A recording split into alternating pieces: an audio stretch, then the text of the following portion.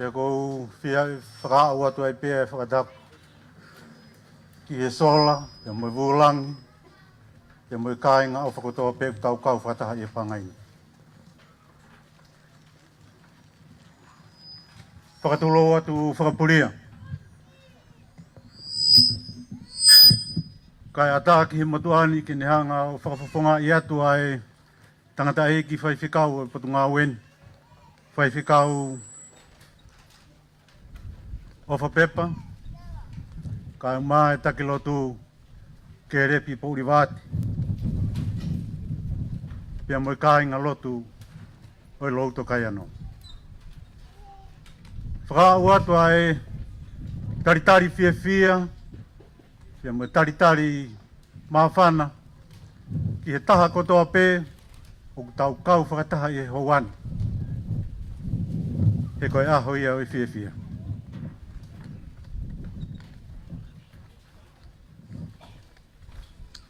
Whatawange pē ke tau mao hawheo i fia. He ko uamanaki kāenga. He tau tutuku mei heni. He tau tutuku i he whio whufani. Pea mo keresi a eki. Tala monu atu ki he ngahi whatongia ki hono whakaosi o e tau motuani. Kai whakamonu i atu ai amanaki ke tau tari e tau pona.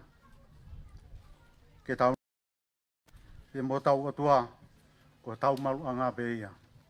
Lewa meanga ta tau atu. Kore atu ke au, pe luke whawhonga katoa, kautaki mua e loto. Our loving, merciful Heavenly Father, we pause at this moment, Lord, and we give all praise and glory to you for allowing us to gather here in this tent, Lord, only by your grace and your mercy, Lord, that we have this blessing, Lord, to come together and to fellowship, Lord, as a family. We thank you for the program that we have been through today, Lord, and we pray that you will be with us for the remainder of the program that has been planned by the pastor and the church. Before us, Lord, is a table that has been set up with food, Lord, that has been prepared by the church members and the family of the Olaha Church, Lord. And we pray a special blessing upon this food, Lord. And we also pray a special blessing upon the hands that sacrifice, Lord, to prepare this table that is before us. And as we dine together, Lord, we pray your Holy Spirit will be with us. In your name we pray. Amen. Malo, ata ia hoa maumea toko ni hoa tā koni. Whatatau ke tau polokalama, ke tau hoko taipe. Pea koni ihi koia e kaume mipa o ku kei tuku pea ngahi kato i he mea lere to mai ke osio tuku mai ke whunga te pile. O toi whakatoi toi haki i me ai.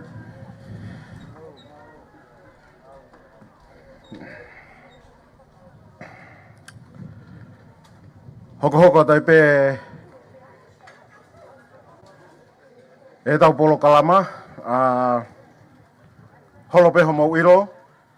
Ka tau hoko taipe. Whatatau ke tau ki polokalama. Hiri ni, whahoha e whahoko atu e si mo te pouri wati. Ai rea ai ki i kāinga loto e si asfolaha. Ro taha e ni tūta whaki i he ngāwe kotoa pe o whahoko i he ki i si asikoni. Malo abitu.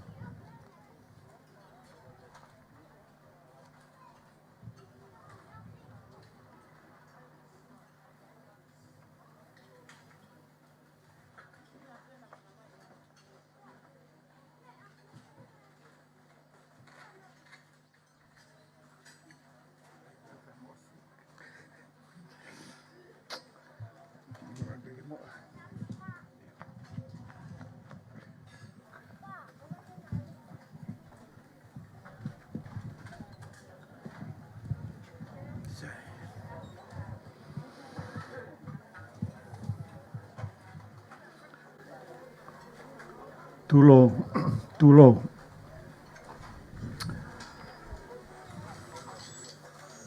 Kore keu, te hoko atu pe, e tala whakatapu. kai fo ke lava e le fo fe lo ka ni nai kai to mui mai la he fi he hala maro pe ta ia accident ka ko a fo fi fi en o moi ma fasia pe ko e fa fo nga i ta ka ki takiloto ka ko si ta ha ao maro mo onde rea utaka ko e poto andi ute e ki fua e ne pe he te uto o me ala lahi pe e ko ngai fatongia rea ia ko na o silave ki ukaveinga amusie a fapuria mo ha matapure kore ke uhu whanga tu pe au he ngahi whakatapu ko o si a whaki. Kai talangata ia ki tita o whai tu o peito.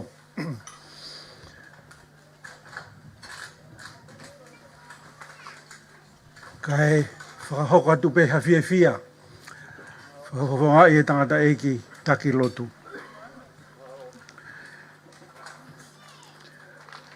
Whakapuria, koe ngahi katoanga whu koe ni, o kui ai peho no ngahi ka weinga rea. He ka pau koe Māori, pea utau pehe ko hoko e ua koe taha. He ka pau ko Haputu, e Apisia. Pea tau pehe ko whongia ai mate o ikuna. Ka venga koe a honia, ko os whakamamawhai he ngahirea ki moa, pia moe malanga whaka ei koe aho koe ni. Koe aho pe o e whakawhetai. Moe fia, i he ngāwe lahi ko lava. I ne pehe, o ko tangane ia, i he tufunga. Wike taha ko hiri na mau o mai o sio. Pea nai mau pehe. E lava nei. Ai whareni ki he aho ua hiwa. O si aho no tolo i me aho taha hiwa. Nau taha mai ki a Wintoni me Nusila. Wintoni. Te ufoki atu pe awia he toa pule luka pau o hoko ai pe. Ai hu whare i he aho ua hiwa.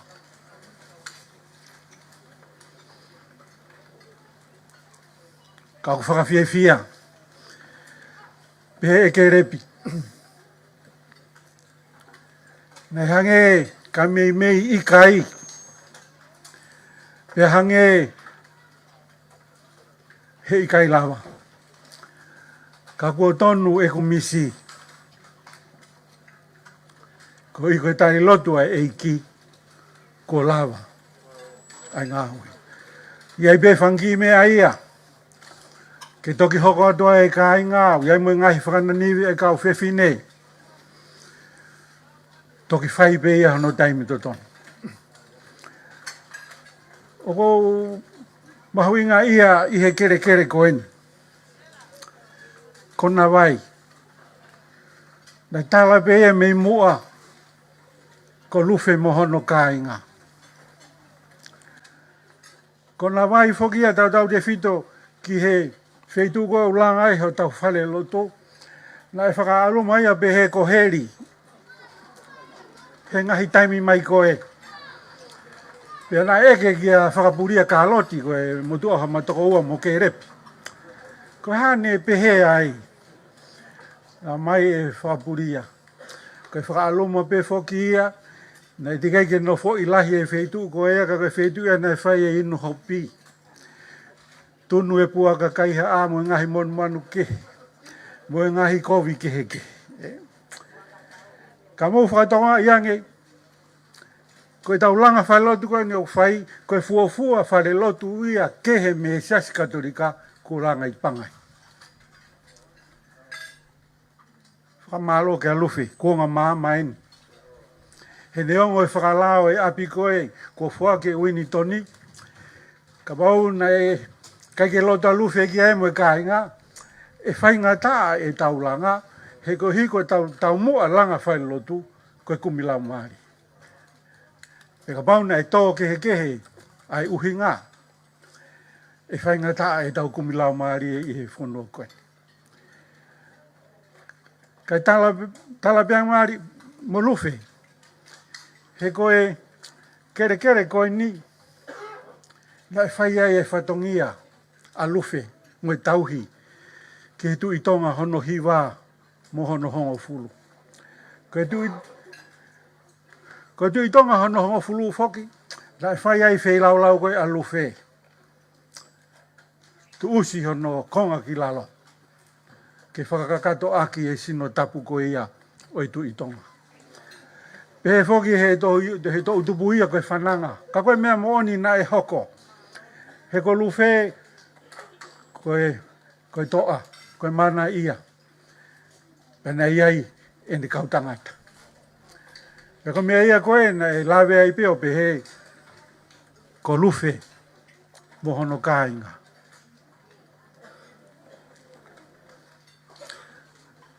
Koe api koe ni.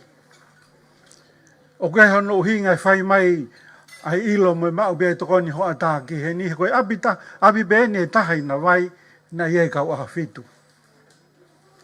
Koe api e ne whamili o ofa. Koe api e ni nei tupu hake ai a wāreti ofa bea mo Salome. Salome rea whae ai whine iki koe ni a wepi rea. Koe he mau ke iki hake, koe ongo whine mui pe ea si asi wholaha. Ko wāreti bea mo Salome. Mau ke i lere tere fua holo ki maoto.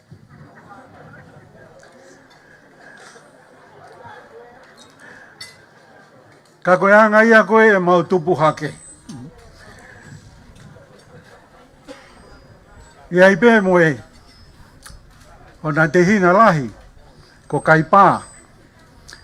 Koe ne tama aini a siare ofa, kei mo uile rei pē tangata. Ko no ofe whine eine fuwe whine lahi taha koe kau hiwa, a ko seni mo fola.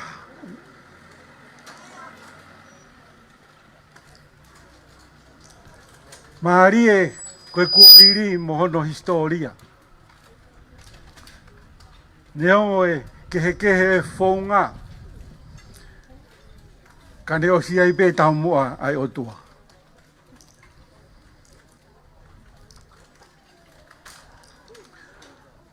Koe ai e honi ko whia. Whawhonga ia tu e taki lotu. Mo i kainga lotu o wholaha. Mooni, ai mea koe a maafu tuku i au lahi. Ki hono alo ko tau wha ahau. A musia e a.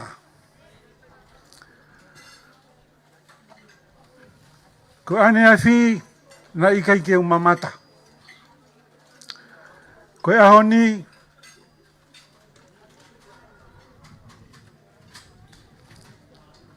ko wakaia ai ofa tō mataka kano ko lawe e siasi wholaha ko uhi ko tari lotu ai otua mafi. Ko iai, ka ainga. Tau o hake pē ai nau langi ki otua mafi lewe ai malang.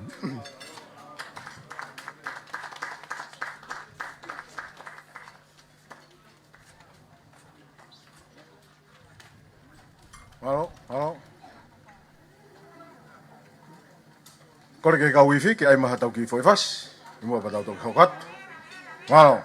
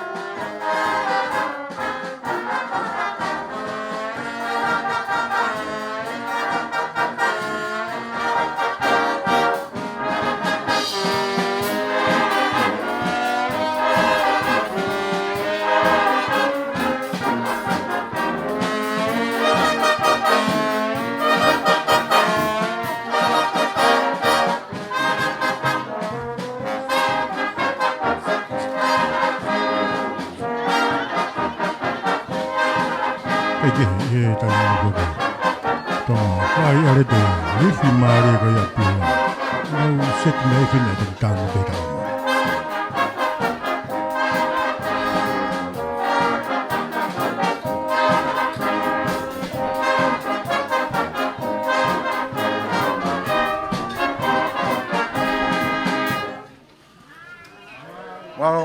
Malo ifi. Ora tu ke hiki mai hingoa o ngofini mātua kana. O mea ke paisteni ke sio kiai. Malo. Hoko tai peo whatatau ki tau ki programa whatakoin. Kore pe ha rea whafonga pe me misiana tonga. E whahoko ia e... Skel tai lahe sesi, se kope finau. Malo.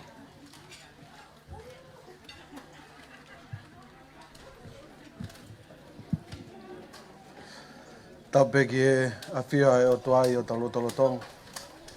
Tapu ki e tandai ki paisteni o sesi. O tapat ki kau whaifkau. Kau maa e kau tangataik. Tapat ki amsia a kau maa tau i whanua. Atu kupe mua ke o whamalmalu atu i he lau maarie o e whiawhia pia mo e maalari o e aho o tau kau whakatahai i he hawani. O kou lau koe monu pia mo e tāpuaki a e kou kau i he aho whakakoloa ko eni. E ange pe koe polokalama ko i he ni ke u whafofonga pe a e misiona tonga. Tau whawhetai ko tau pe ke tui o e langi. Ko uhi ko ne tawhahala mo ne tataki. O whai ke tau mo ui o tau au si ai ahoni. Mo ni pe ai rea o taka kua lai sia lai kolonga ai tauhi ai o tua. O kui kai hato nou e ta. A ene tauhi pe mo ne whotu tuu ke tau ngahi mo ui pe tau au si ai aho koeni. Kau tui na e whakamohe pe mei ulu e whakaukau, o hange ko e ongo. Pea mo e talanoa ngā ue na e whakahoko e sione ane nai. Pea tau tuu i ahoni ke tau whakawhetai. Pea tau whakamālo, ko uhi ko o tua ko i au tau lotu mo tau hiki ai. Hanga e tangai paisteni o whai o tau whakakoloa. Ke whakamahino e mahu inga. Ko e langa ngā ue, pea mo e whare, ko tauhanga o whakailonga i he ahoni, ko e whare o Sihova. Ke whai ai ai lotu mo e hu, pea mo e kumi, hangai lau maari ke whakamo ui, ko uhi ko e whinangalo e o tua. Ko tui ko e konga uraki o e rea ko eni ko e whakamalo, ka kua osi hanga he tangatai paisteni i Saione, o whai fofonga atu ai whakamalo ai misiona ke ngai tuunga ko toa pe. E koe mone kai ke taulau hingoa i ahon. Te ria nā tōhata. Kau tau tui ko toa pe koe o tua tau lotu mo tau hiki ai o kui kai ke whakalilo. Kai ke puri pe unga ha me ai a pia mihono fofonga. O kune tō kai mananga pe pia mihe kamataanga o au mai ki ahon. Pea tau tui ai koe o tua koe au tau lotu mo tau hiki ai. O kui kai tō hataha pia mihe ene wakai, pia mo ene whakaukau o kawai aho ko eni. O laha o kai ke aha rea ia e mo ua pia mihe misiona ke whai atu ake ai mau whakamalo hounga ia. Ko uhi koe langa ngā ue, pia mo e whakatu utu ko whakahoko, tau mata mea tau wheiwai i he ahoni. Pea tau hanga o ilo, whakamoonia e rea e tangata he taikāreri ko e kipe. Pea koe ahoni ia koe fia anga ia o tau lau maari e. O tui o ku hange koe rea na e lawe ki ai a sionea ni nai. Koe ahoni koe aho peo e lau lava. I kai ke whaiha lau kafo ai. O hange koe rea e kau toa pea mihe fo i one. Tau lau pe lava. Kai ke tau lau e kafo. Tako tui koe tuunga ia e tau fia i he mahino. Pea moi mooni o tau tui ki ai. O fonga ola pea e tau hia Sihova. Pea tau lau kau ake ahoni. Whamalo pe ke tangatai whaifikau e potungo we, whaifikau o whapepa. Ka mai taki lotu pe pe ke ka inga lotu. Ko e whei lau lau, pe mo e whakamatawela e hoa koini ko mou whai. Tau tui ko toa pēna i kai tuunga ko uhi ko e tangata. Ka ko uhi ko mou fia. E whakahaki o tua ho mou honga ia. Ko uhi ko e ne tokonaki mea lelei. O lava e whare maa tuu. Tau tui ko toa pē ka inga lotu e kai ke tō noa o hange ko e whakaloto lai. Ai apostolo ko Paula. Ko e tau ngāu e ki he eiki o kui kai pē ke iai ha taimie e more tai au ngai. Ko tui ko e ahoni ia. Ko e tau whakawhetai ia mo e tau whakamalo. Ko hui ko e o tua lahi o tau lotu mo tau hiki ai. E whawhonga pē whakamalo. Ki he kau touna pe ko ki nau touna nau whoaki. Ai mea ofa. O hui ke lava o langa ake ai whare koeni. Ko tui ange ko e rea na e whai. Kai ke whakahingoa, ko e kau āngelo ko toa pē. E nei kai ko koe ia na ne we i holoto mo o whakaukau. Ke whai ai whoaki pia mo o wha. Ka koe otua ia te koe. Na ni hanga we i koe. Ke whai ai whilau lau pia mo o wha. Ko uhi koe ngā ue koe ni. Tau whakamalo ko toa ai ke eiki. Ko tui ko whakamalo ki he ngai tuunga ko toa pē. Tō taha o ana e kere kua whoaki. Ko tā puaki, e pehe kia te nau tolu ko toa pēa, ngahi kupwhe kau aki. Lava i ke tau whakamooni e ahoni, ko e leleia e o tua, o kune whaima ki tau tolu. O tui ko e taha i he ngahi mooni o e tau moui, ko e tonga ki tau tolu, ko tau loto, ko tau mo ngā pē ia. Ko e lahi taha e mea tau whakaukau ki ai, pia tau ofa ki ai, pia tau whenga ki ai. O tau mau pea i he tau loto, mo e tau whakaukau, ke tau lava kakau, pe tau lava whinga ki ai, kai te pū, ke o mai e otua, ke ne taki mua i he mea ko toa pē. Ene pehe ko whiawhia ai i he whainga marien, wha malo, wha fofonga te tangatai paisteni, kau mai kau ngaue, pe me he ului official misiona tonga, ai mau whakamalo loto honga ia.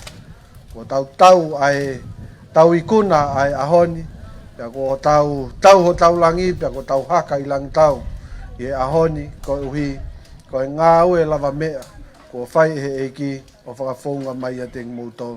O whewhia tau kau whataha peheni, pia mo e whaiwhekau kua ui, e misiona ke ne ngā ue mai ki wholahani, i he tau anoa ua wha, pia ko tui ko tare kita ia e vai whanua, o ko nei heni ke whakamooni ke kāinga, pia mo e siasi i he hoa koeni, a e whiawhia, ko uhi ko e iheni ai tare kita vai fonua ke hoko a te ngāwe. Taim ta tau peo kai ke uwhe tuku noa, o ku iai pe kau whaiwhikau e misiona, ku nau ke teke maa nau hoa, ko usia ke kau hiva ko ni wholaha, o ku ke iai pe ni ihi, te kia nau hoa na ko whainga maarie, ke whiri ai rewa hataha ke hoko, iha aho, ko whaiwhikau mālolo ia e siaso wholaha ia aho.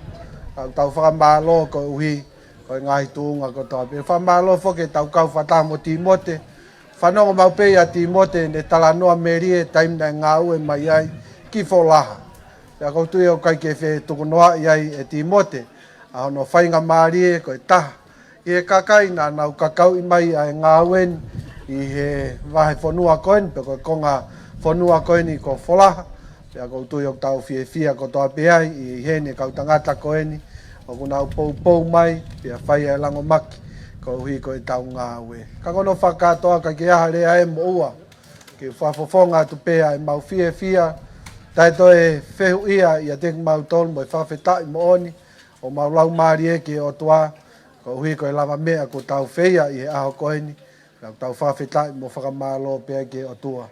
Tuke hanga e o tua whaita pekina, ai whehu i angani a ke angahi lea, a ngahi whakakaukau, a ngahi lotu, o tau amanaki ki ai, e whai tāpe kina me ai, ai tau mo ui. Lewe lewa e lea kau tatau atu. Malo abitu.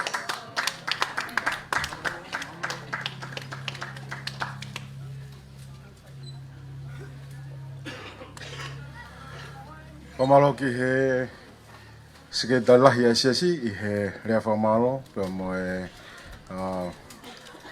tua ki mai ai potungou e misiona ki he potungou e sias folaha. Ha ko mea nau whatoka ngā i he i he kaunga au e kone koe na nau langa i ai whare lotu. Koe kau tangata koe taim kuhona koe nau matai ngā au e koe toto atu pak to o ai e loto ia kau whiwhine sias folaha. Hange o ki ke he. Koe kau tangata ai o kui loto koe. Se unau punou ki laro. Eke, kau iwi. Ki tai mi pe, ko wilo ipo ku vevela la ahe whitu o mou iai. Ko whawhi i hene taha ai ere tātaki e siasi a kōseni. Kene o mai e rea hoko, patau toki hoko atu. Mao.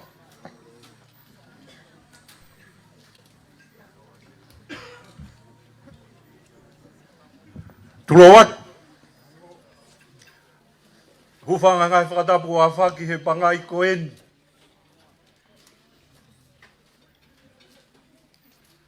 Ka take whai harea. Pea koe whehui, koe haho whou ngā. Koe hao ke kawai he rea koe ni. Te utalato whou ngā hau nou peia. Koe sias whola ha, mo sias kōseni. Koe sias peia ta.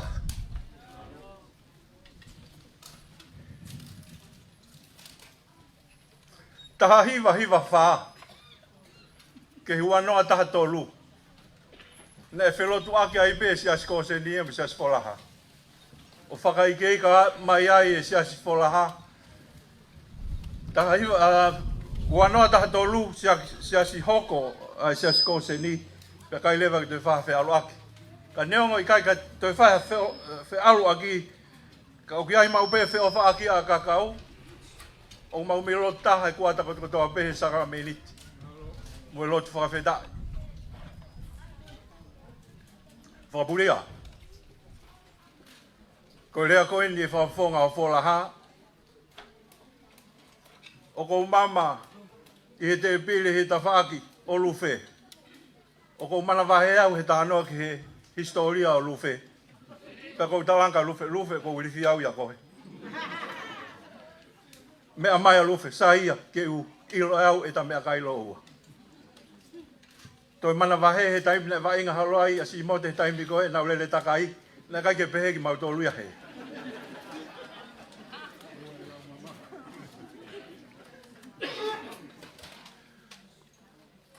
Whawhai ma woka whoni. Wholaha pia moko seni taimi koe. Iai e ni hia ku horo mu atu e whanonga anga koe ni. E tangata ko solo naa. Iai ni ki whanau peu ke heni. Solo na mai mo tupou. Iai ma whine eiki laulo taha. Ki sias wholaha ko mau ofa anga ko mere ane pōri wāti. Pia ko mere ane ka tuku mai e mau lotu. Hufanga e whakatapu. O hau pia mere ane ia o whana mai ka kita. O lau mai ke toko taha i muia kita. Whewhine fia. Pena e tongi ai e loto ia o mau tolu. I he mau whaofi koe ni me sias whola ha. Lau maari e fia. Koe mai ke lotu koe ke o maa whafula. O mai fia. Bea koe ai. Ke kau tangata langa. Koe kau tangata ai. Koe kau whewhine. Bea ko hono tala. Koe kau langa. Toi tau i pe mai eiki. Toi ai pe whainga maari e ka hau. Mou toi sio horope.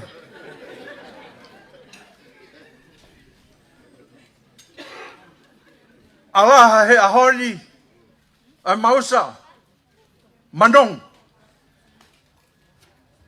Ai whaifatongia. Ai sias wholaha. Koe weekend. Na umei whamoreki pe heni. Mo ni ihi me ko seni e mau mai o mau whiohi. Pe toi to oa hokuloto i he tangata langa.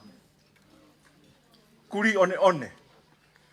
Mau lele mai pong tusi te. Ko whawhetau he tangatan koe ke mamaheni. Ko tanku whamore ko lui aho au. Ko kau tangata ko lele mai mo iau koe ke tufu ngai ia. Mau mai matoko hiko veve. Sio whamamau mai tangata, pia ilo. kono loto pe ia. O mua mai he taimi tonu. O ko whainga tā ia, ko e wari o e apini. Ka iai harea, e lava ke uai ke tangata koe ni. Ko e rea ko e pākia mala. Kai ke hamai ha mea. Ko e ngā ue, neongo e ne fulahi o ku kakaki o lunga, o ku hifo ki lalo, o ku leri ki o lunga he stepu. Mau nofo peo si office. Toki mahino ki au ke tangata nene, ngā ma o lunga upito i he Fletcher. Ngā ue mu kau pālangi taula. Kau whakalere pēhe ni ngā ue. Pea ko i ai. Si mote. Ko te ulanga koe ni o nuku alofa. Sia slahi. Ko kurie. Ko kurie. Ko tangata pākia mala. Iwi. Iwi tahi. Iwi uta. Iwi feitu ko tape. Whapapalahi ka koe. Kuri. I hoa tā koe ni. Ko te sio koe ki he ane a whio o mai ki a honi. Mo ui koe a kau ki siasi, koe ki nau toko lahi. Koe rea utaka tafe sino i vai. Koe iwi ma puna pepe o nau loto. Lau mo meniti pe, lau hoa pe ku hufi o mau whare. Ka koe whare koe ni na iai, hangena ia ki wā lau ai. Lau e huwhi e tahi wā. Pea toi tolo ia ke huahi wā. Ko hae uhinga alo palavu.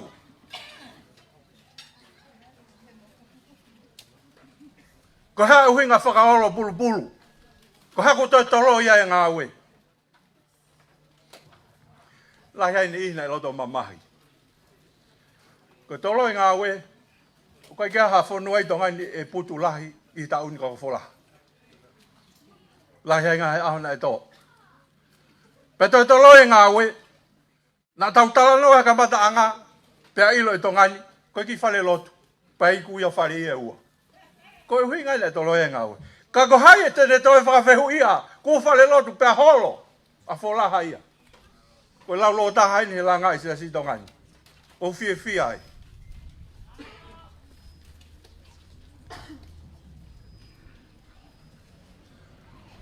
I he taimi koe ni e tau whakawhiofi ke osi ai tau koe ni. Whatawange ke hoko mai e lau maare maare one o tua. Ko ha tari kula i e ka tau tolu. Ko ha afi. Ke ne haka wha maa whana i tau tolu e taimi u tau moko si ai.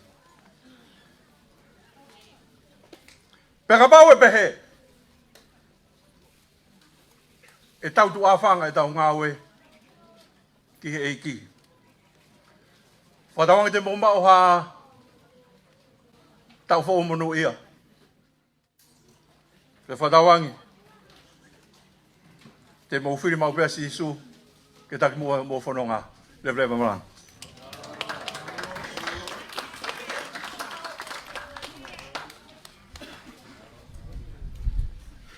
Malo. Kore pe ki he kauifi ke ai maha tau ki whiwhas. Ka hiri ia. Pea whatatau ki tau polokalama o ku hoko atua i ai rea maafana. Katak he ngahi rea maafana. O te ovahe mini te tolu. Kauif, ai mata foi fácil. Malo.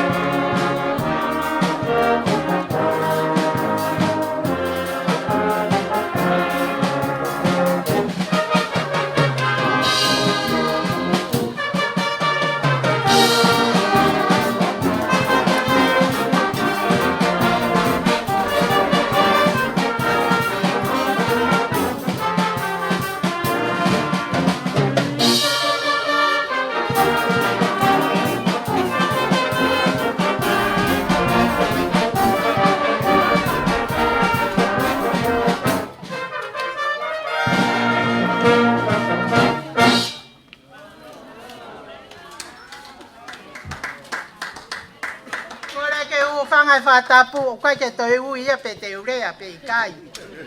Kau a tā mo au ke whakakakato atu haki rea mā whana he aho koe. Tupe mua ke u tuku ha whatapu ki he tolu tahai o tua.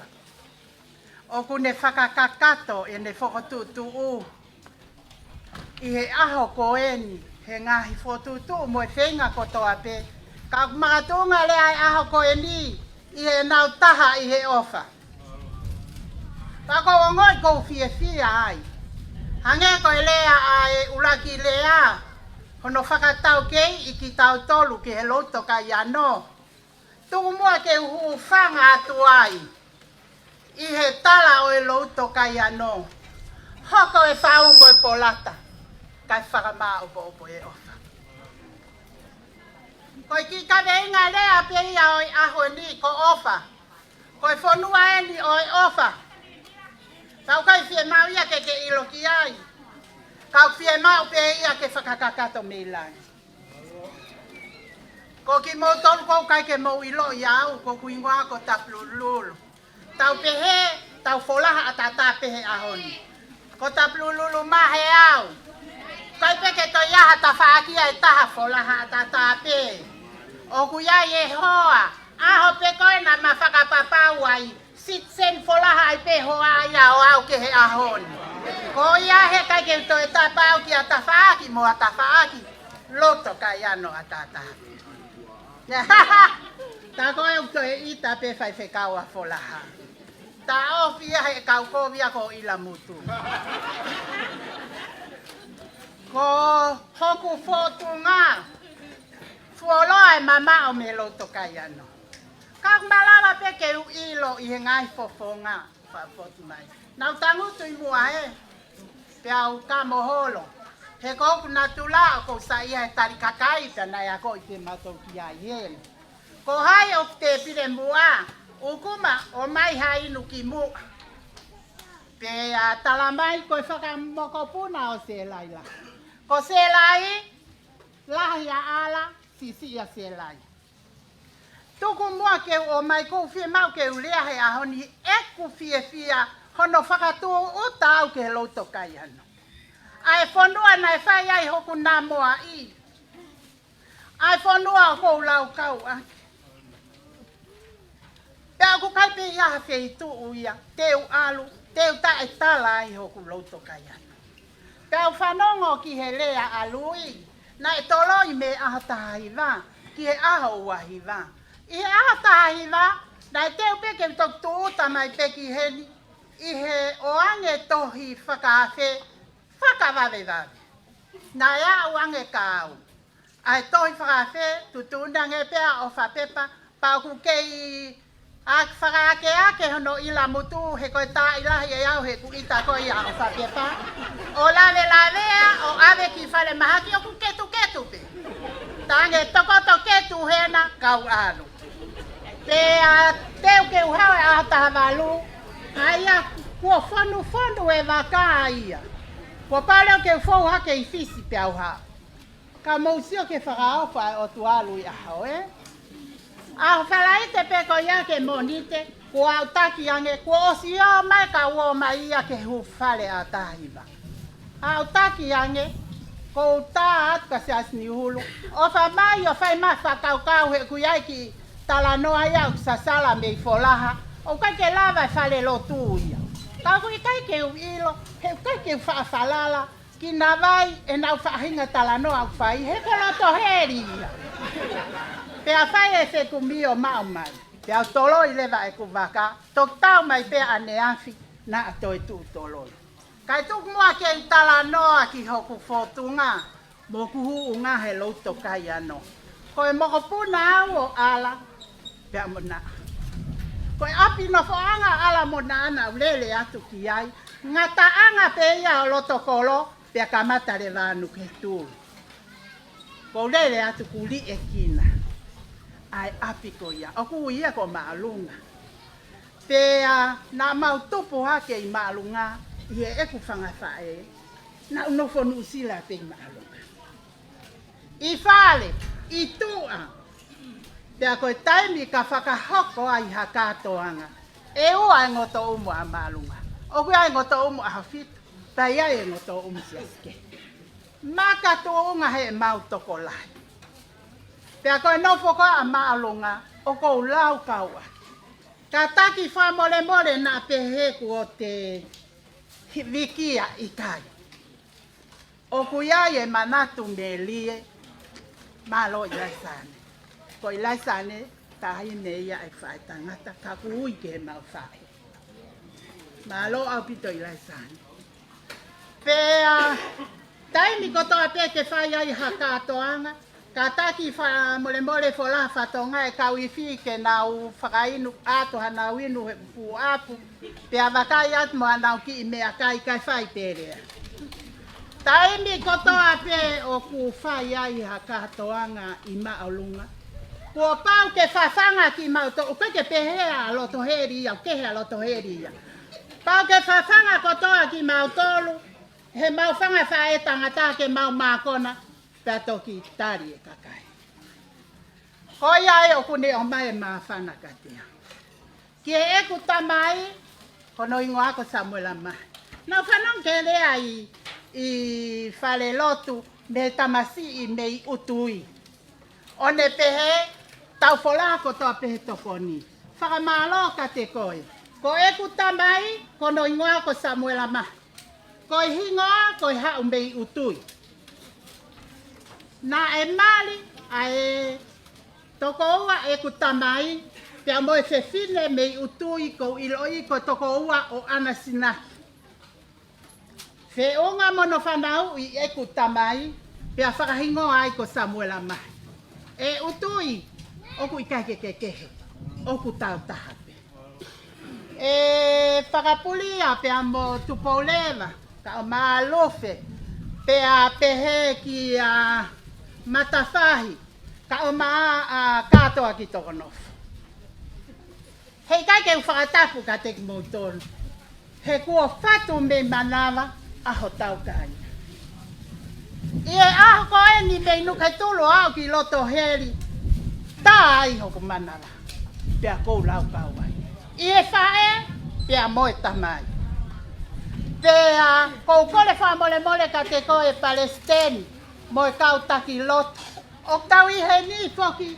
Ko ui koe langa e ni whale lotu anga ua o e loto kai ani. E Palestini. Koe toko tahana ne loka i e whale lotu. Koe kā inga ia, ai whae, whangawha, ai whae e ku whae. Ko ma kā inga ia me mo Wintoni. I he tuu, ka koho mau kā inga haa anō ia, koe kaureha. Koe tu huli mei haa ano, pia mau hao o whakafo. Pakaya whiha laki, kou tui ko no konga haa anō ia. Ko ia e kou ate kore wha mole mole he ahoni. Ka mo kou kore whanau, ka tatu whanau mole mole, tā puni e pēsi ia ko ia, oloka i whakataha atu ka hoko atu e tau whanonga. Tau whawhetai ke whoki ki he eku kawe inga lea, koe aho koe ni, whehokataki pē tau tolu e ofa. Patu mua ke tau tuku lolo ki he ofa ko ia, he koe palani ngā ue pēni, ai tolu taha i atua. Oku tau sio pa tau wakawakai, ke whakawhie whia e tau hau o tangutu pa tau whanongo. Tau ataina e polo kalama kotoa pia whakaofo ofa mo e nau whakotutu ai tolu tahai o tua pu tau mātai hau. Tamasi i langa, whakamāloka te koe. Kai aha tau whepuri ngaki. Ofa ke lotolotoi ai tolu tahai o tua ia te koe mo whare. Kene hanga o whakaau ai whanonga. Pea e au pe ia i he ene whonga. O whalahi atka te koe. Kai tu mua kau tuku hake i he hoko e whau mo i polata. I loto kolo, na e whanau i ko au toko tāpena e whanau i wholahani. Na e ngau e tangata e ki o sela i hua tori. Pea ne maua e mama e fiasponi, pe hau me ia i o ngau e piula. Pea alu mei piula, Pea ko ia na e kau ia, i he kau whai wahe a Havelu. Pea ko ia i ko tamai lalahi na whanau i ko toa ki nga tori a popula. Ko au na whanau i au heni i he matatahi pe ko e whanga ko ia na e whakakakato ai ai hoko ai whau moi polata. Ko e ku tamai o ku le mau ai kele o i kāinga e le tamai. Pea o ku i kai ke si ka au ku lahi. Pea whanau i au pau tupu hake ai i he ki i whanga ko ia hifo pe i loto kolo o ku ai e matatahi ai na i whanau i ai au. Pea tupu mei he ua lahi mo e alo tamaki ka mau hiki mei ai ki ho mau api taha i tua kolo. Pea au mai ki a taimi ma lolo i tanga e ta eki pa mau hiki mai ki loto kolo. Pea ko manako ai ke u whakafōtunga aki a hoku tupuanga ko e hoko e whau mo polata. Kai tuku mua ke utaki mai ai hoko e whau mo polata. He ahana tu utanga o whapepa ki Nusila, kai kei te iloia e au. O kou siasi i he siasi Penrose. Ki mua ke hoko atu, whakamalo hen ki he te pire koe na o tangutu ai. Koe whanga moko puna ia ai me hikitanga e kutamai. Ka kou ongo i kou langi ia i ho mou whakawhe i au ko mou te pire. Kai sai pe kai toki a mohi atu a koronga. Ia taim kana e tu utanga o whapepa tukeke ki o mai he kupehe he MC miniti pe tolu. MC wha mole mole tuku mua kau lau ko kutatu ake ako.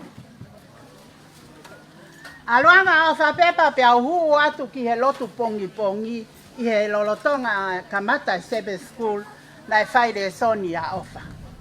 Pea pehe maa ofa. O, koe se fine eni na utari pea whaka amua ke usio ki ai koe uhi koe ngā ue o kou hau ai. Pau tari hanga tonu atu pe i whale lotu ka o whapepa. Ai a sisu, tuku e whiwhine ia. Ai a sisu.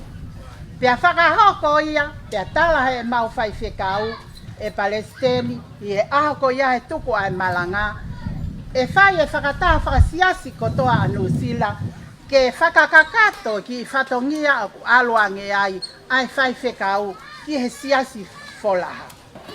Pea tangutu, pau whakakaukau, mo utafua, whaoe ongongo, pea koe tok whanongo. Mana tu i kaka whine mo tu angutu lau au ke umau ongo. Pea whaoe ongongo ki he eku, ki he ne alu ki he whakakaukau.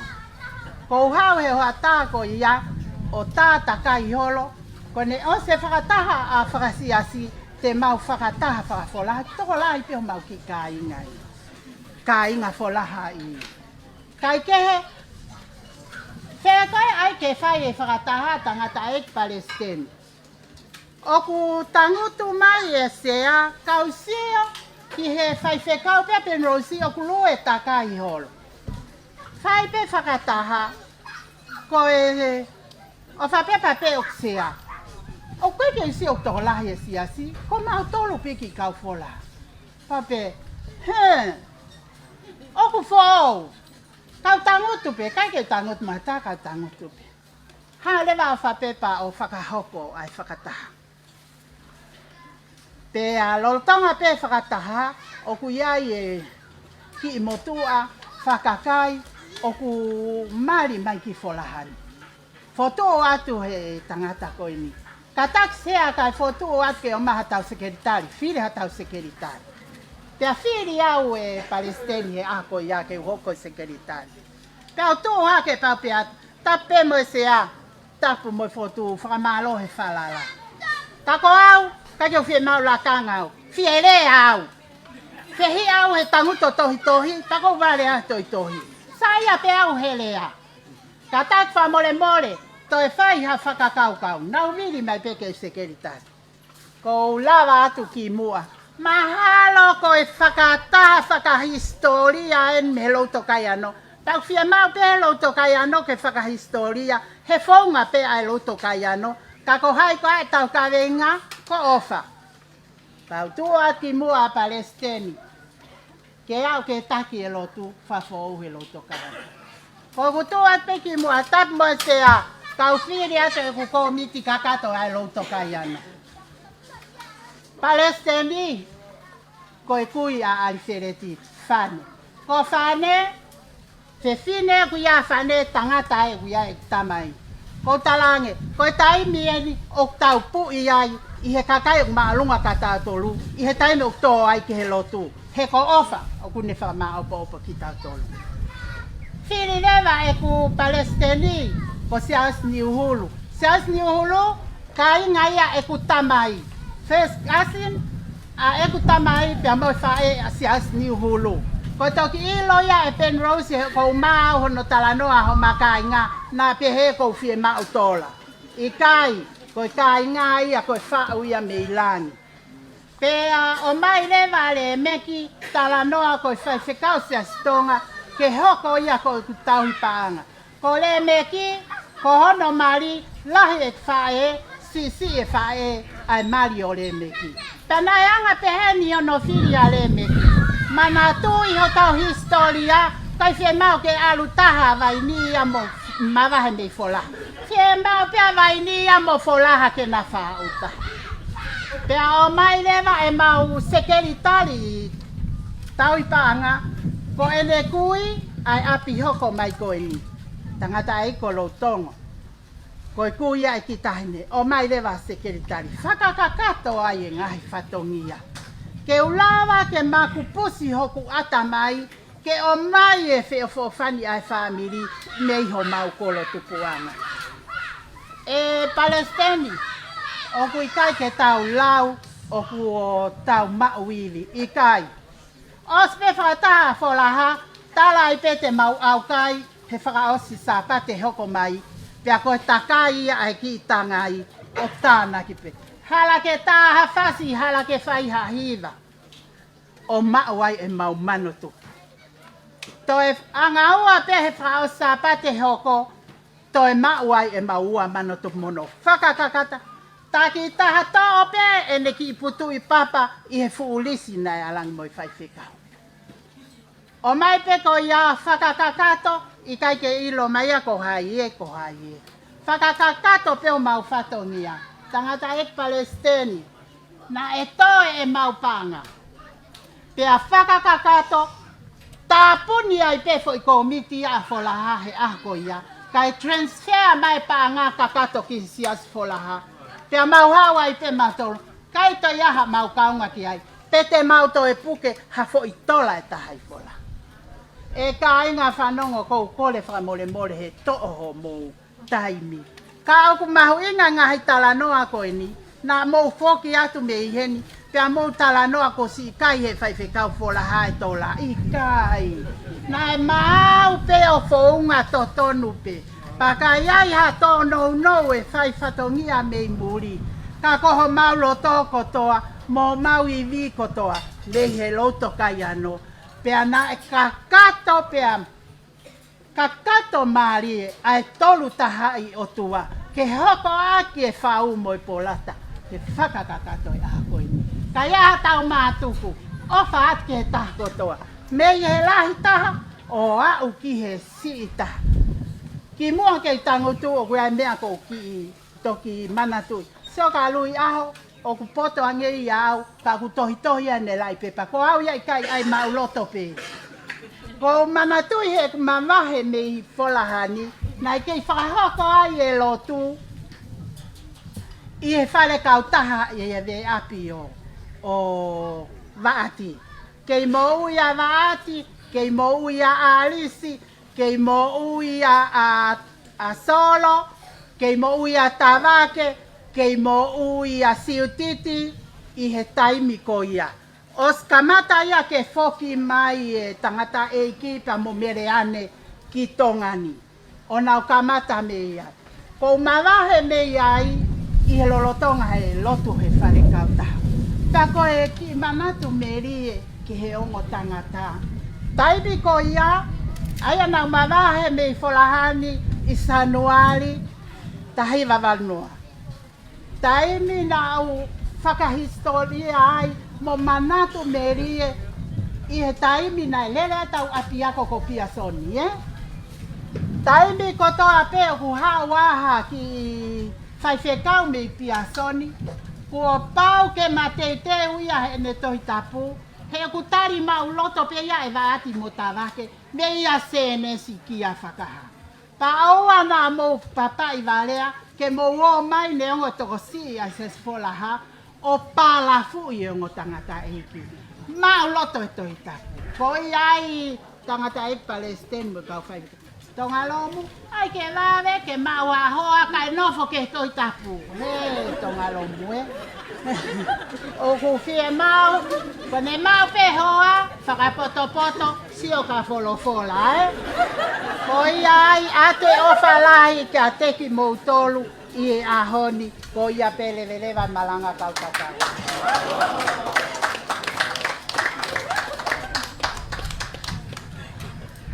Whanga be ngai whakatako ko osi o no awhaki. Ko mawhana wito he rea e whine wholaha. Ka ku mahalo upehe, iai beki kananga upehe, lotu pe mo ngā ue. Ka pau kai ke lava rea toko tāko e whengai whakasiasi ea tuke unga ke whengi mo mao. Kai ke, ko e ki kawa inga lea te ulea ai, te ulea pe ho mau kolo. Ko i lea ko utui. Pea ka taki be te uhanga pea ai uhinga pea ako. Ko e uhinga be, ko e tangata eiki, ko e ne whae, ko e tupu i utui bea. Mea i be whai whekau.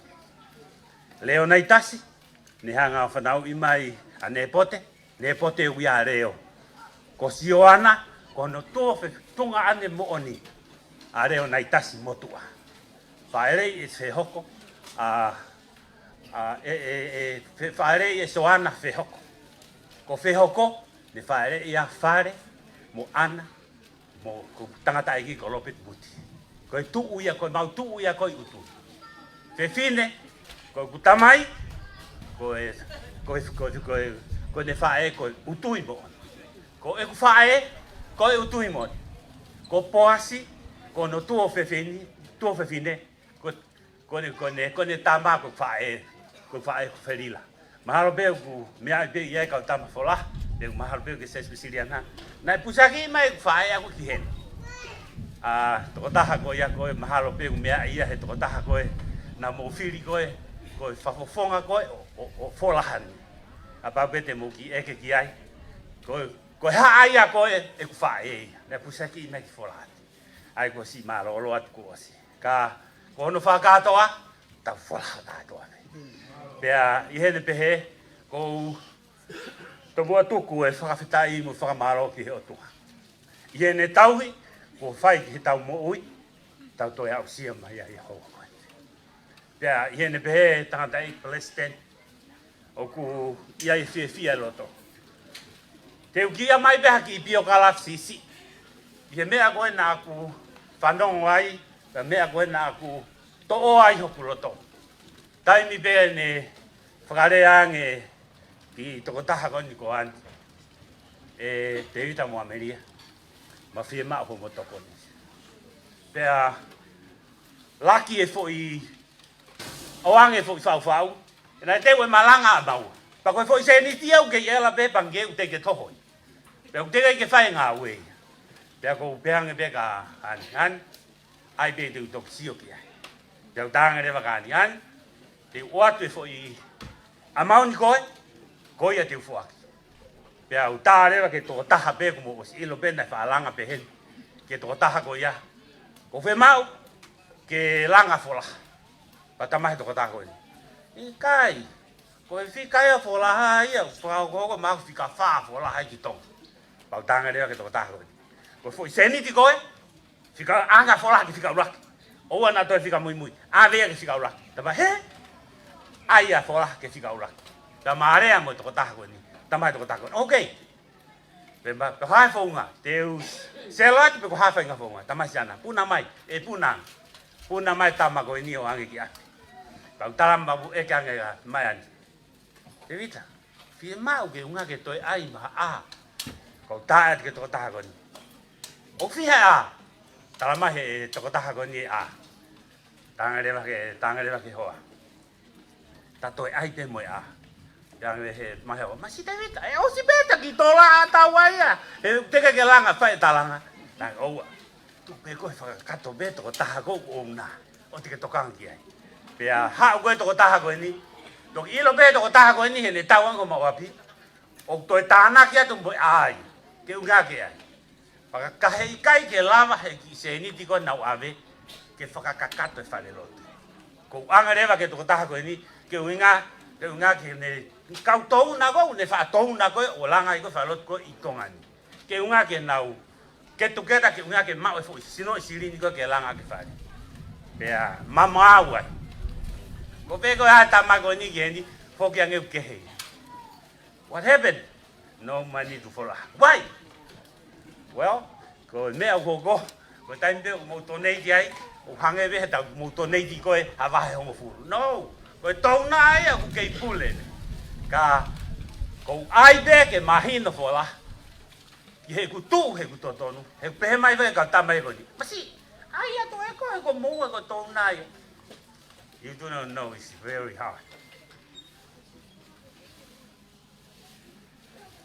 because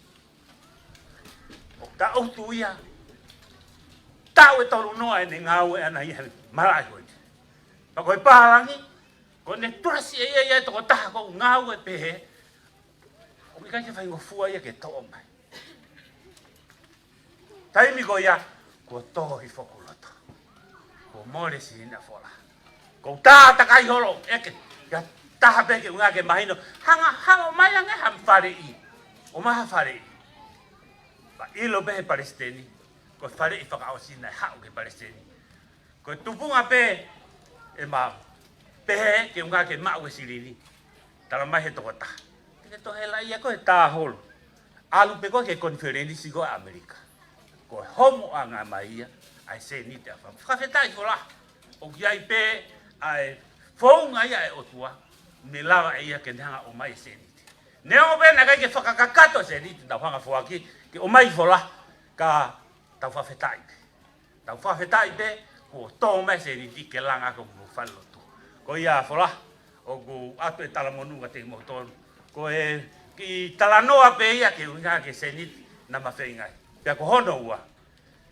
to e malere mawa he me ake to e to yanga ei oni to no dan sana pe tala mai le danga le tu ka me to fengi ma ale wa ki he mo kai ngalo to ko ma do ko ha le wa to ko le ka to ke u just tonga ko i to i amauto America ya ko tarangi he to ta na ri ma ki to ko re pe he tarangi be kai ka wi ai ha ofa ki fola ko tamas ke italiana ave ki ai silini ave fai ta i leva risiti ave ke fai fe kau ke na alu lo wa pe na alu bo to lo wa silini ke nga ke baina ko e ke na ya ki me na mai tamasana hal ata ke ma e fola o te mundo ka mundo ki ai welo ga ngau o tua lava le lei beia he o tua fa kato bene ngau na maos kamata mau ai fo i fenga silin ko i fola ha i sasio mauto ko mau sasi sas pala nga tatapi o mau to ko wafe ai ka me mi pa ko mau sasi ka ko mau tonga pe i he sasi ko pala pana mau si kamata ma fo i kore pe mau se ni ko ya ka ko vave matai mi ha ka tala mai le fa se kau mo al mo to yo mai to ai fo to ai tu o pa fo ke ta to ave le sine fola e ha o be mo silini a mo to he fo ma ko na mai silini e ha o be con diferenci o ha mai ne mo ne wi ke tolu ka ya o mai pe ka mo ka o te mo ha ko ha pe ko ki mo ko e ku fenga fola ko ma ho ba ko ofa to ko ofa ya a tu be ka te mo to te o fo ke ku vesi utui e tai mi ko na to ai ofa na e wi lai de ka u hinga ye utui ka ye ku hinga ka ku besas katolik ka besas mamu ka besas afit besas toma ko ha pe sias ku ge ai na ma pelu ka to pe tui ko e tai na to ai ofa e ke ku na fe to ai ofa Nei ai beki foi fare tong. Nei ngah. Pe osi ko yang ngah vi fare tonga. Pe tai mi ko nei loto pe mai. Tari mai tau lo. Nei loto pe tangata mo se fine utu ia mat. Ko me pe hiki mai ki tu. Ko ne hiki mai beki tu haviri. Ko ne me mo ui pe to tolo mai. To tolo mai beki foi me ko nei fai ko ai loto. Ko tapiri beki mo ui. Ko ne ake pe hu mai kilo. Ko to ia e ofa. Fola. Ta tau ai pe. Fu falo tu na atu te mo do falo tu la. Ko o ato ai ke uinga sa si afita ta pe. Sa si. O ki vi fa wa tu honima. Ko tarangi ko hoa. Ko fola fu tai ti au pito. Te ma fola ke mo open. Live open everybody. Ke uinga pe ma wa marie i he loto. Pelo atu ke unga he lava ke whakawhonu mo whalotu i hala umari o whate no tau. Maro.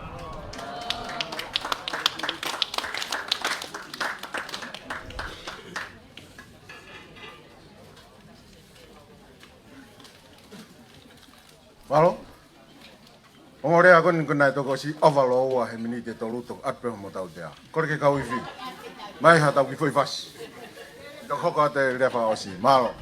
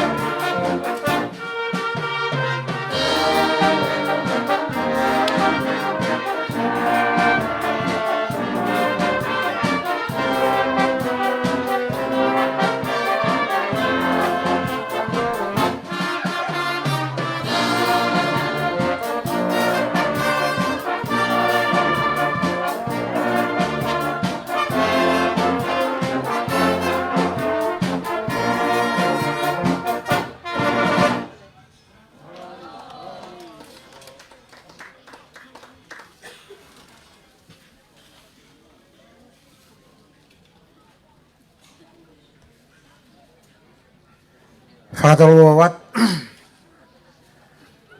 Pea ko kore be ke u ngawe agi pea e whatapu kakato ko osi hono whai.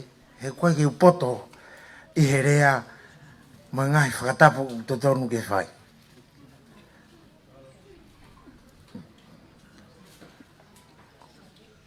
Mahapu kumo o stoka mea i pe e pasteni. Koe ki motuan. Koe ki motua ia pe me kolo pe. Taro e ku lere mai i Folahani. Koe mga tunga e kurea koe whakamalo.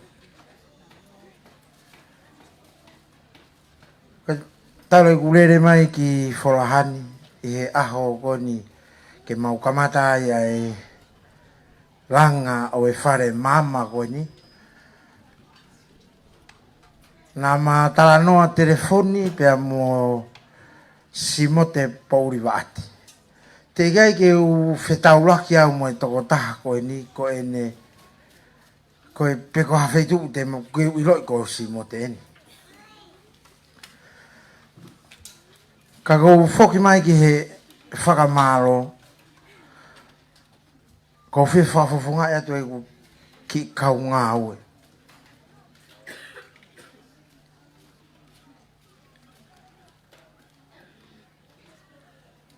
Kia o ta whamaro ke. Ngahi whafonga I whae. Whangata oua. Whafonga I tamai. Aho na mo kamata e maunga oe nei. Na nau tuu kotoa pe he tawa ki whi inua mai mau me vai. Whi kaia. Mau mai mau mea kai. E pasten o te kei ke u alo au ia o langa ha ngā oe kai pehen.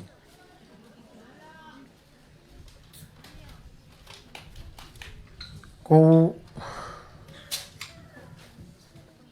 o wau ke he tuunga ngone o ku foki mai ai wea kau frau o wilo bego kau mata fo o ko hangeha kau ko kakai ko na contribute mai ke langa ko na womi ko ya ko na ha o sio pe na toilet na tolu ya fatau mai e inu mo khala ta ke ya maheni ya pe o e ke hange pe kan ko hai kau me ko ni ko na ko rea pe ko na ani pe mai ko fola ko kin tala mai ko a fit ko kin tala mai ko se stonga ko tala mai pe ko fola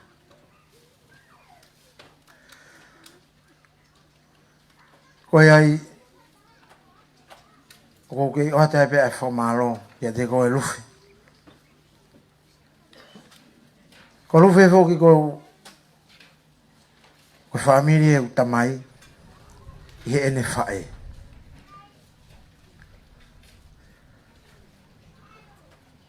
o lahi be ai ko ya lufi ka si e ku kui fe fine o ya lufi lufi me aho na ke ilo ko hi ni ai ho to ahiang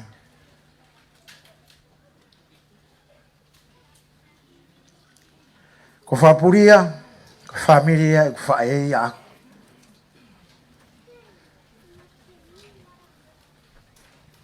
mo o mo lere holo pe mo si o mai matakai nga mai ki kau ngawe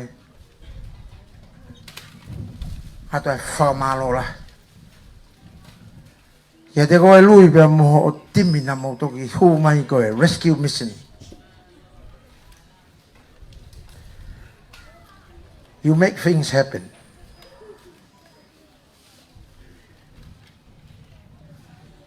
ko ware he kwa o ni o taki mai a we ni ho e fai fikau e tu po o pas mai ya off o taki mai mau ki mu again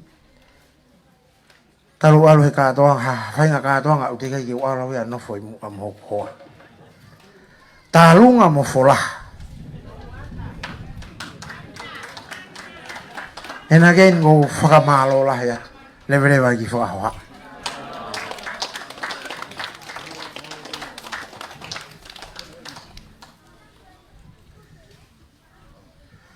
te whai ai lea e motu ana dong mama o atu ko e folaha maha ko ne osipea e kurea he whiaf koe ni ko e lawa e tau kātoanga whatulo atu whatapo atu lufe mohoweki tapo atu ki hau sakolo whatapo atu whapuria o maha tau whanua tapa mai tanda iki pa stene sesis ka dan lahi ka maha whaifkau una umea heni he whewhini, una whalang langi ai kātoanga o e aho koe ni. Ka tāpa mai mutuani ke u whai atu ha whamalo. Ko u whamalo lahi ki ho toa he lang mama o honu whinangalo. Pea lang de rei ai aho u tau kātoanga ai honu whakama e whare mama ko langa I nawai. Mātu unga e kai a tā mai hato e whaitu ke whai ai halanga whare. Ka nai whakama mai e nawai a hono kere kere. Pea kutu ai a whare mama I CIC a whitu I wharahan. Whawhiawhia e ke motuani. Pea kui ota pea kutu he matātahi. Pea ko whaitu e tuai ka kutu heni ai whare lotu ko ia o CIC. Pea koroa ia ia matua whai whatongia. mai sesi afitu I whalahane. Ko e whare lotu koe ni, nei kai ke whaingofua hono mau. Nai whanonga loa hono whainga e whare lotu koe ni, kana e mau he tui. Na eke mai hoku hoanga te au, teke whakahingoa e whare lotu ni koe ha. Peo talange ki ai ko mau he tui. Ne kai ke mau ia te whahinga mea. He ne whai e whenga ke konferenisi, I kai o mai hatari pau. Pa whai ai sio takai, ngari e whai ha whahinga tokoni, pe I kai mau ke lahi ke lato. Peo talange rewa, e whai e whenga ke u wholau ki muri. Mo nofu pe mo lotu, ka te u whanonga mo eiki, pa te u tok whoki mai be mo eiki. Pea koe whakao lai whanonga ko ia, koe ni ku mo mea kehi a honi, ku kakata. E koe maria e wholau ko ia, na kai ke u alo ia pe koe paanga e whiha ke tānaki mai. Na ku alo ia pe koe papa whau ai whiha, koe whoi tolu ai whiha, koe ono ai whiha, walugu ai whiha, tahau au ai whiha, mo lai kapa ai whiha. Foi piriki tanga I sima taila. Pea koe risi koe na ku alo mo ia. Koe risi koe koloa ia na o mai. Pea ku ose be whare lotu ia. Kou to mua whamalo ke ho toa. Hena kai te uila oia be na ku alu ki whia. Kou hifa atu ki nui sila. Kou hifa atu ko hoku matapure ai koe si ia I hoku hoa. Koe na hatari au. Pe maa atu poe ki hona api, o se kaiba ne pehe mai. Ko ho alu ki whe, pe au talange. Awe au ke api whai whikau ses au fitu. Ai koe ki Penrose. Pe ma alu ki ai. Hire u tā noa me me whai whikau, tala mai whai whikau. Malanga, abongbongi, sabate. Pe au talange, malo e mau koloa. Pea foki. E foki ko ia, ko teu e kumalanga. Au ke asabate, mama tuku mai au ke Penrose. Pea ai koe ke alu hoku matapure pane pehe mai. Teu foki mai, ko talange. Alu koe. Teu foki at pea mo e ki ku toi laa. Hire kumalanga asabate, ui he whai whekau, hange koe ne lawe kai a lulu, whataha ne whai, pe mau whataha. He whiawhi pe koe ia, whi hamu kaki pe koe whare lotu, he whataha koe a kau wholaha, pe mo e kainga lotu, o osi ai pe, ai whare lotu ia. Koe toi pe nia, ke whaau ke konteina ai koloa. Kou tā mai ki api, o tala mai, tala ki a ke repi pe mo e kainga, ku ose whare lotu ia. Koe toi penia ke whao ke konteina kau. Wike pe e taha hono whengai. Wike hono tolu heka ki waka. Pe au puna mai au ki tangani. Koe maa ia e whatongi a. He ko hono tala mo nofo heno lotu. Te u alu pe mo eiki. Pe te utoku whoka mai. Kai ngau whula. Whale lotu langa hi turiki koe no na vai. Koe aho me koe ana e kanseri ai risi koe o e api koe. Koe aho pe ana e tānga o Wintoni ke te au. Whiwhikau, ko si maa tau api. Peo pe atu, e Wintoni. O ku mau ki whiia, mau ki na vai. O koe haku api ai. Poko os whelotoi au mo whanau tangata. Whake api ma ai sesi. Pako hinga utu ai e api ai whare lotu ai. Mau be whare lotu, mau be mohono kere kere utu ai. Pea ko whawhe tai ki o tua. Whana whanofo mai a ilo hoa tāko ni. Ma pehe atu mo Wintoni, lufe ki mui he. Ne whakahoko mai ke te au. Ko whelotoi pa me whanau tangata. Hei kai toi ala hatake api. Ahoni. Ko motu hi atu e mai sesi. Ko kere koe. Ko tofi ani a pureanga. Pa he kai hata he tamai ki den to cream. Pa ne o se tau e taha o e malo lo foki ke pureanga e lisi le vai se si ke pureanga. Ko ia ko ha. Ko kere na foki. Mai se si. Aga hui ngai ai ko kau i tala noa o e pua e faf ko ni ko fa malo be. Malo e ke ta lotu. Malo e ke fai wala. Ma da do favor. E kai ngalotu o e tui. A be na dai pa steni muskel dan lahi.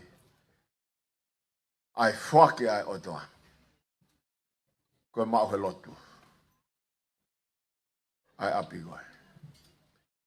Pau inasia ia si ia no foko ni ko te tangata u fai ke apo identity fa malo atu kanga lo to fola malo e fola nima malo e foki malo e tuku mai ho mo taimi malo ho mo hoko ko kanga lo tu ke fai fe kau ke he tau ni ki toi be ngahi asi pe au tata atu ka mo dolu ko alo e hala whanonga o tūtū ne konferensi ke o alu ke ai.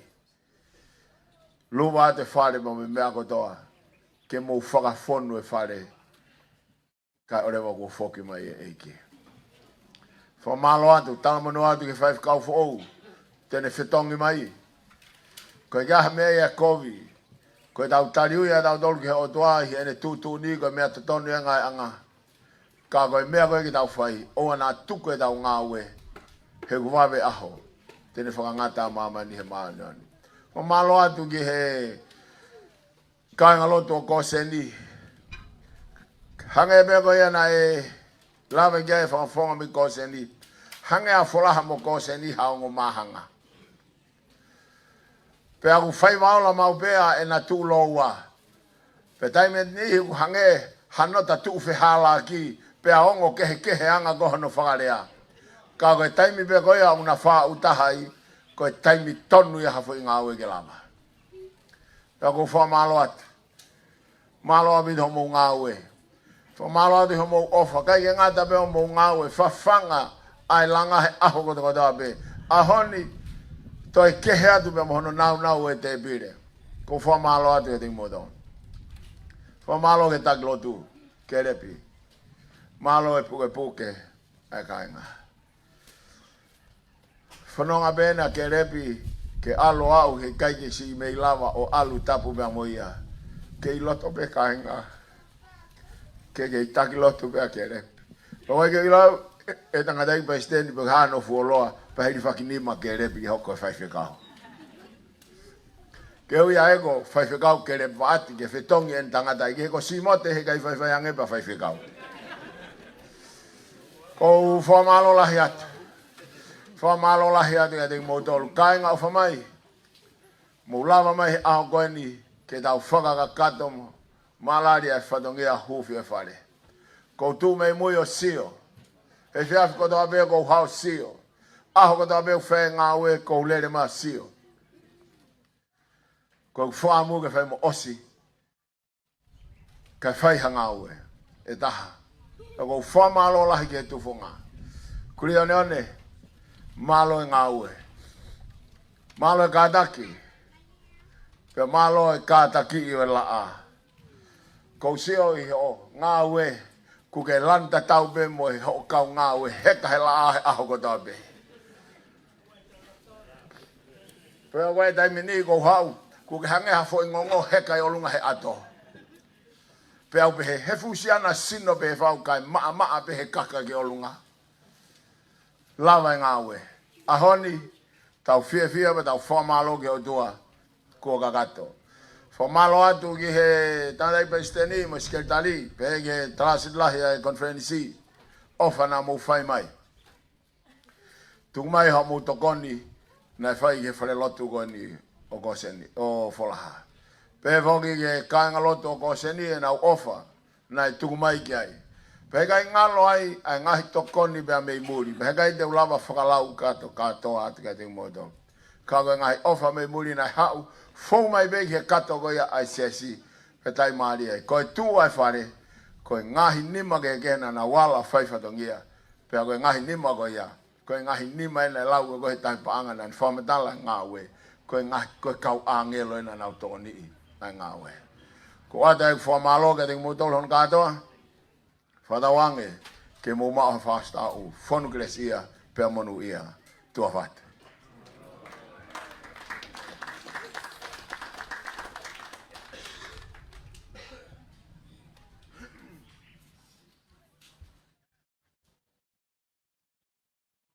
Awa uia ke whaosi e tau programa. Pea o te whawawhi e pe e whewhikau. O whapepa, whewhikau e sa sola haki ni whaosi tau tau i he loto. Malo. Malo, ke tau lotu. E o toa mafi ka mau tamai i fungane al ofa e a whione. E neongo ho a whio i he taitaia ka ko mamani e tu anga wae e a whione. He tala ke te maatore tātai sa me o fori ho fofonga ho mau wakai i aho katoa pe. Pe o tai maria e ho mau loto eiki. Neongo e mau whanonga i ha mamani whai ang hala. Ka kuke a whio i ki mau tolu. Mo toko ni ki mau tolu. Whawhitai ke te koe lau maria leia e tātai pa stene se si. Pe whoki ke skeletai lahi. Whawhikau pūre e vai whanua tonga tapu. Pe moene kau whawhikau nau mea hene aho koe ni. Ho e whaaf, ngā lou lau maari e lea lufi. O mau whamalot eiki i he mea kota pe. Kātoanga e honu mau whawhoki e peke te koe e langlangi. Mau tūtai ni ki he tau mui e aho. Mau iloi eiki, ko tau peke mau whoki ki api mau whamalolo. He koe uhi, koe ngahi whatongia e whamiri, whanua pa moe lotu uta tari mai ki honu whakakato. Whawhitai atu ki a whione mea kota e ahoni. Mau whamore more ati he tono nou. Wai eiki ha mea uwhi hala ki whamore mo rea ki mātola. Whakata mai he awhiona ki mātola eiki, pēa e maulotu, i huafa pēa taha o Sisu Christ ko alo, ka ko mau whamu ui. E meni waka tāpa ke toa kata mai pa mai alo me lau maari e maani oni, ho alo whake tu tuku e mo ki mātoluni, pēa oa nā tuku kai whai pēa ta ngata, e meni. Malo mō mea mai, ka mō mea. Pēa, kone lamaka katoia e tau programa koia ki. Malo. Wan aia koe. Kai ngalo te sas forhaki tuku pe hena mo te pire o whatever. E han hoki nei, hofia e whanatu fo kai ngā koe ia. Me kola o siasi a whitu. Aia koe ko ngā ula kia kono tāpaki pun hofi o e wharelotu. Pea koe ko ngā ua en nai tak osia toni ka koe hoa mau mea takoni. Pea ine pēr te mau tatau atu me whula. Pata hampe makai ngā lotu e sas awhitu. Kau whai whatongia, whiria paia, e whaita, pe whoki a wepi chinia, rea, pe whoki a tupou rea. Pe a mei whulaha koa uri sa te tanatohi, mo mea.